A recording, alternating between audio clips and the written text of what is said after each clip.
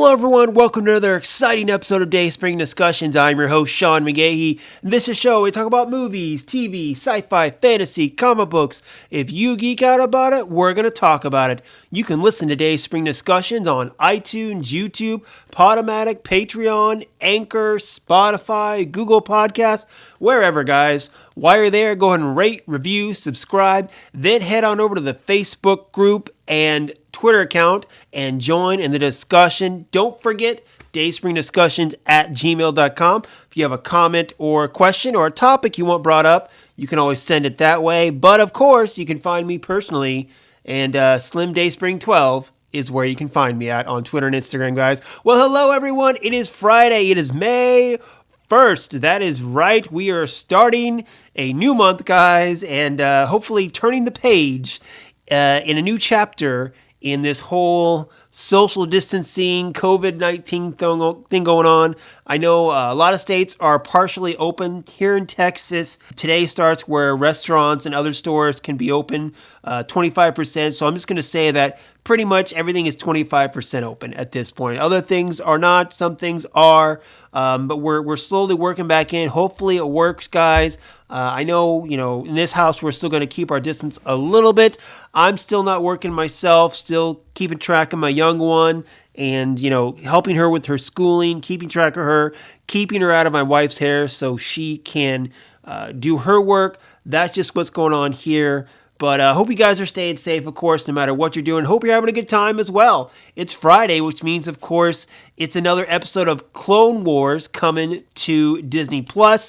I have to wait for my wife to get off work because we usually watch that around dinner time, turn the lights off, tell everyone to shut the hell up in the house, and we crack down hard on concentrating on that. I am super excited. I'm staying off social media as much as I can because I don't want Twitter to spoil everything because I know this is an important episode.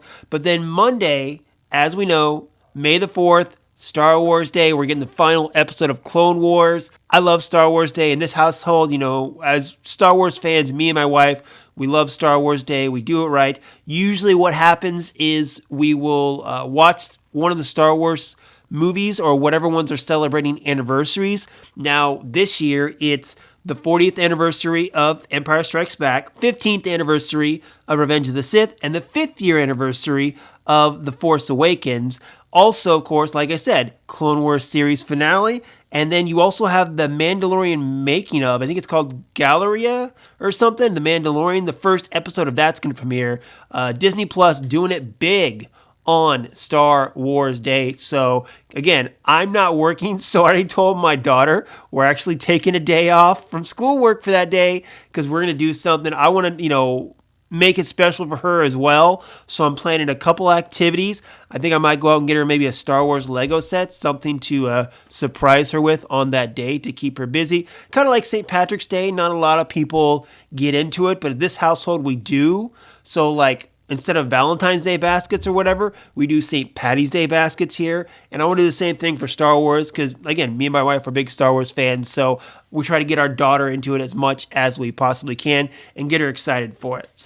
But that's what we're doing this weekend, of course, getting ready for that stuff, guys. Hope you, again, are going to enjoy your weekend. Now, you might have noticed, this is the first episode I've done for the week. Mixture of that. Number one, these days, there's not a lot of big stories coming out, not a lot of things that I have a strong opinion on or things I want to share my feelings on. Hollywood, it's kind of shut down a little bit because of the whole COVID-19 social distancing thing. It's understandable, so I don't feel like there are a lot of big stories that are coming out that I want to talk about. But also, like I said, I've been keeping busy this week, with taking care of my daughter, helping her with schoolwork, a couple of things as well going on, keeping me busy and keeping me away from doing the show. Those two things mixed together. That's why I'm doing my first show at the end of the week. But there was one little thing that came up this week that I did want to talk about besides Star Wars Day that is coming up too. And that is the Transformers franchise. So I'm going to tell you the story. I'm going to do a little backtracking and then I'm going to come back to it. So Deadline is reporting that Hasbro and Paramount are in development of an animated Transformers film that's kind of a prequel, going to talk about the relationship between Autobot and Decepticon leaders Optimus Prime and Megatron. Now, the reason this film is kind of getting brought up is because it's an animated film, so people who are working on it can work on it in the safety of their own homes or, studios, wherever they go away from other people, versus, say, a live action film where you have to have a bunch of people on set all trying to work together, all in close quarters like this. So that's why an animated film such as this can be worked on. Now, this is kind of goes along with what we've been hearing from, say, Fox shows. I know there was a thing coming out right when the whole social distancing quarantine thing was happening. Fox came out and said, their animated shows like Bob's Burgers, Simpsons, and Family Guy, these are animated shows that people usually animate them by themselves. You have one or two people maybe in a sound booth recording stuff. These are still things that can happen while people are still trying to stay away from other people. And again, animation is that kind of cool thing where they can do that. So they're coming out with another Transformers film, but animated and a prequel, which is pretty cool. So I'm a guy, I grew up in the 80s, of course, so I know the Transformers, okay? I watched the cartoon. I had the toys. I remember I had Optimus Prime and Megatron and Starscream. I don't think I had Bumblebee. I think I had Cliff Jumper and Jazz. Me and my brother, between us, we had the toys. I would call myself a fan of Transformers, but not a big fan, honestly. I mean, the main thing that I loved about Transformers back in the day was the 1986 Transformers animated movie. And to this day, it is still my favorite Transformers movie. It's got a great story, great characters. The soundtrack is bitchin'. And seriously, if you want the ultimate 80s soundtrack, the Transformers movie animated in 1986 is the epitome of an 80s soundtrack, and I love it to death. So that is kind of what really I love about Transformers as far as from my childhood. Now, fast forward a little bit, 2007, Michael Bay comes out with the first live-action Transformers film starring Shia LaBeouf, and it's a big hit. I love it, actually. I remember going to see it in theaters with my friend, who is now my wife at the time, and, it was great. It was fun. It was very surreal and just, paid tribute to what the Transformers are or were, and you could see the love that was in it, and it was great, guys. I truly enjoyed that film. To this day, I still love it. 2 years later, we get Transformers Revenge of the Fallen, the second one, again, directed by Michael Bay, and, it was a big mistake that a lot of sequels do, is they try to take what people liked in the first film and ramp it up and pretty much overdo it. And that's what Revenge of the Fallen falls into, that trap with, like, Shia LaBeouf's parents being over the top, okay? You have these two Autobots that are like, I don't know, Rastafarian or something like that were just stupid and annoying. You have Shia LaBeouf's roommate, his college roommate character, pretty much useless and all that. What's the name of the actor who plays the government agent? Oh, I can't remember the actor's name, but he was stepping up and being larger in this one. And, things were happening in this movie that were over the top, and it did not work very well for me. It might work for some people. For me, it did not. I mean, at one point you had a pair of metal dangling balls, were supposed to represent a robot scrotum. And I'm sorry, but no, did not work for me at all. So kind of, went off the rails a little bit in my eyes. But 2 years later, Dark of the Moon came out. Again, Michael Bay, again, Shia LaBeouf starring. I gotta say I like this one.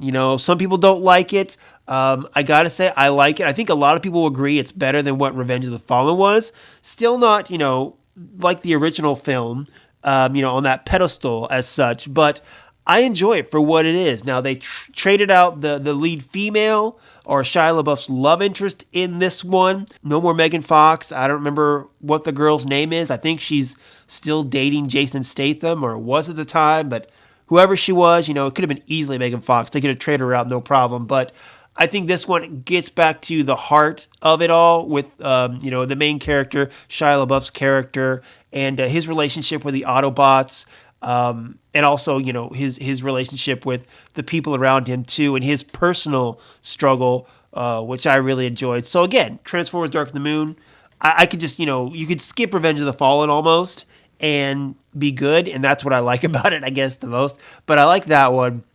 After that, Shia LaBeouf said he was done with Transformers. And you got Transformers Age of Extinction 2014 with Mark Wahlberg.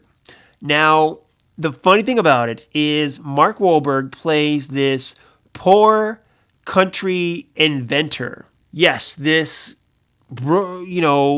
big city, East Coast, buff, man's man is supposed to play this, lowly inventor when he's got, huge biceps, and you think a pair of glasses are going to make him look, smarter. It did not work for me at all. I probably like this one less than I like Revenge of the Fallen. The story was stupid. Most of the characters were horrible. And again, Mark Wahlberg didn't work for me. So by the time Transformers The Last Night came around, yeah, I was like, okay, I'm going to watch this because I want to give it a chance. I try to give every film a chance, at least a little bit. So I watched it, and by the end of it, oh my God, it was even worse than Age of Extinction. So live action, films with Transformers, first one, third one, the rest of them, you can skip, in my opinion. So after the profits of the Transformers films started to go down a little bit, I mean, they still made big money, but they also spent a lot of money on them as well. So Paramount decided, okay, let's regroup, let's rethink this, see what's going on. And then later on, we got Bumblebee. And that was only a year later, 2018. Now, I guess The Last Night, I think right before The Last Night came out is when they were supposed to get this, team of people together and kind of get a bigger grand scale plan of what Paramount was going to do with the Transformers franchise, because that's the big franchise that Paramount has, is Transformers, and I guess Star Trek, you would count that as well. But, Star Trek, they've tried to rebuild that. That's a separate episode I could talk about. Transformers is their moneymaker. Much like how Warner Brothers has their Harry Potter and DC properties, they got to protect their franchise properties because those are the ones that fund all the other films for the rest of the year and such. So Bumblebee came out, and it's supposed to be a reboot / prequel to all the other Transformers films. Bumblebee looks the same, but all the other Transformers go back and look more like their original cartoon selves. You're going back to the 80s. This one's directed by Travis Knight, who directed the fabulous Kubo and the Two Strings animated film. Guys, if you haven't watched it yet, please watch it. If you want to borrow it, I'll let you borrow my copy. Fabulous animated film. It did not win the Best Animated Feature at the Oscars that year. It was robbed by some other movie. I can't even remember what won. I was just mad because I knew Kubo and the Two Strings should have won, and it didn't. But when Travis Knight was attached to this project, I immediately had faith in it. You attach a great actress like Haley Steinfeld in it. That's great. Going back in time, give me original designs of Transformers. That whole beginning part where they're on Cybertron, I was loving it. And I didn't love the film, but I liked the film. I think it was a much better film than the last couple of Transformers movies we had seen from Paramount, and a good jumping off point for what was to come. Now, what is to come, we still don't know. We haven't really got anything else as far as live action. Bumblebee did okay in the box office, but not great. I think a lot of the fact that it didn't do as well has to do with the fact that people were getting over the Transformers franchise. Like I said, the last couple films weren't that great. So, Bumblebee comes along and they're like, oh, great, another Transformers movie. But this one, again, no Michael Bay, new director, prequel, much less characters, a much smaller story. And I enjoyed it. If you haven't seen Bumblebee, I recommend watching it if you're a Transformers fan. If you want to get back to, the roots of the franchise, the heart of it, which is just a kid and their car, which is what that first film really was with Shia LaBeouf, this is it. So I would definitely recommend that. Again, not as great, I think, as the first Transformers film, but better than most of them, is what I'd say. But that's the last we heard from Transformers as far as what they're doing with the franchise. But now we jump back over, and we've got Josh Cooley, who directed Toy Story 4 in here, and he's going to be directing this new Transformers film for Paramount. Now, other credits involve he was a writer on Pixar's Inside Out. He was also a writer for the short with Inside Out, Riley's First Date, and he was also director of that short as well. So that's kind of his big credits there. And I feel the same way about this guy that I did about Travis Knight. He knows how to tell a story. That's all I care about. Toy Story 4, I recently watched it with my daughter again. It's not my favorite of the Toy Story franchise, but it's still a solid film. This guy helped write Inside Out, which I love as a film. I thought it was very imaginative and inventive, so for that, I really like. And he also did the Riley's First Date, which, again, I love that video show. If you watched Inside Out and you didn't see Riley's First Date, it takes 5 minutes, guys. Sit back, watch it. It's hilarious. So those credits alone give me faith in Josh Cooley. And the fact that this film isn't a big budget live action one means that, yeah, the studio will have a say in it, but I don't think they'll be as worried about this one making $1 billion versus, a live action Michael Bay film. So in that respect, I think he might have a little more leeway. And I'm hoping, the thing that I always fear is like these young directors come in and, they let the studio push them around a little bit. Josh Cooley, yeah, he did a great film with Toy Story 4, but he's still rather an unknown name. And I just hope that, whatever vision he has, I hope he and the studio come to an agreement about what it's going to be. And, they move forward without the studio maybe changing up a little bit, which sometimes studio interference is good. Sometimes it's bad. But, these days it's my understanding or my personnel philosophy that, studios are run by money men. And money men don't know creativity. That's why they hire writers and directors who are creative types. So you let them be creative. And granted, of course, this is their money, so they want to make sure they're getting the best investment. Agree with what you're going to do, let them do it, the chips fall where they may. I guess the point of that little ramble is let the creatives be creative and let the money men be the money men. But that's my little PSA for that part. But anyway, I'm excited for this guy to be on. Now, the story-wise, it's a prequel. They said it's not going to be attached to the live-action canon. It's its own separate story. It's going to be about pretty much the beginnings of Autobot, Decepticons, Optimus Prime, Megatron, how the war began, I guess. And when I heard that, I thought about this book I read a while ago called, Transformers Exodus. That's what it was. It came out in 2010, I believe. It was around the same time like the first couple of movies came out, and I'm not even sure why I read the book. Obviously, Transformers after the first movie, it was all hyped up, so I was probably getting caught up in the hype. But this book, Exodus, is about Optimus Prime, Megatron, how the war began, and how Optimus Prime was kind of this book guy, on Cybertron, and very much, I don't want to say like a historian, maybe, I don't know, something like that, librarian, whatever you want to call him. And then Megatron was this great general leader. And when it came down to decide the next big leader for Cybertron, the powers that be, the wise men, chose Optimus over Megatron. Megatron gets pissed and decides to go to war over it, is what it is. And I would say if you're looking for comparison to the characters, look at Superman mythology. Look at General Zod versus Jor-El. If you look at those two characters, kind of what it comes down to. But I thought it was a very interesting origin story, this Transformers Exodus. So if, I'm not saying this is what they're going to do. Obviously, they brought in other writers to write a new origin story. But it's definitely a good origin story in my eyes as far as how the war for Cybertron began. So you can check that out if you want. Doesn't mean that exactly it's going to be similar to what they're doing in this film. So again, this is all still supposed to be part of the brain trust that Paramount put together before Transformers The Last Night. But really, we haven't heard anything out. Haven't heard anything about a sequel to Bumblebee or anything. We don't know what they're doing except for this. Now, maybe they're, hoping to take Transformers out of the spotlight for a little while and then bring them back refreshed, which is maybe what Bumblebee was supposed to do, although it's probably a little too soon, perhaps, is what they're thinking. I don't know, but this animated feature is underway. I like the director.